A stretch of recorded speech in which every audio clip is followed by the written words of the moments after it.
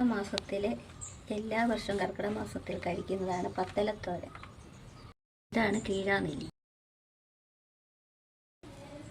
ഇതാണ് പൂവാങ്കുറന്തല്. പൊന്നാങ്ങണ്ണിച്ചീര കണ്ണിനുമൊക്കെ നല്ലതാണ്, കാഴ്ച കിട്ടാനുമൊക്കെ. പിന്നെ ഇതാണ് കൊടങ്ങല്. ഇത് കൊഴുപ്പയാണ്, കണ്ടങ്ങളിലും അയ്യങ്ങളിലും ഒക്കെ വളരുന്നതാണ് കൊഴുപ്പ.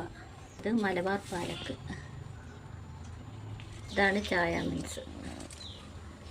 ഇത് വെള്ളത്തിനകത്ത്, ചൂടുവെള്ളത്തിനകത്തിട്ട് ഇതിൻ്റെ ഒരു കട്ട് കളയണം. ഇതിനൊരു കട്ടുള്ളതാണ്. ഇത് കാച്ചിലിൻ്റെ ഇളം മണ്ടയിലയും ഇലയുമാണ്. ഇതാണ് തഴുതാമ. തഴുതാമ ഒത്തിരി ഒന്നും ഇല്ലായിരുന്നു. മൈസൂർ ചീര, വേലിച്ചീര എന്നൊക്കെ പേരിൽ അറിയപ്പെടും. കൊടങ്ങിലിൻ്റെ തണ്ട്.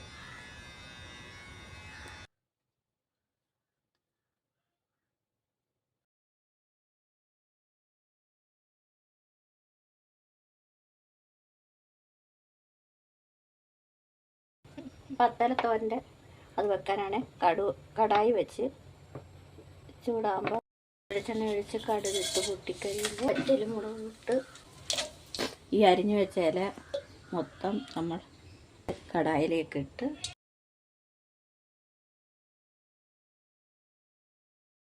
ആവശ്യത്തിന് അരപ്പ് ഇട്ട് ഉപ്പും ചേർത്ത്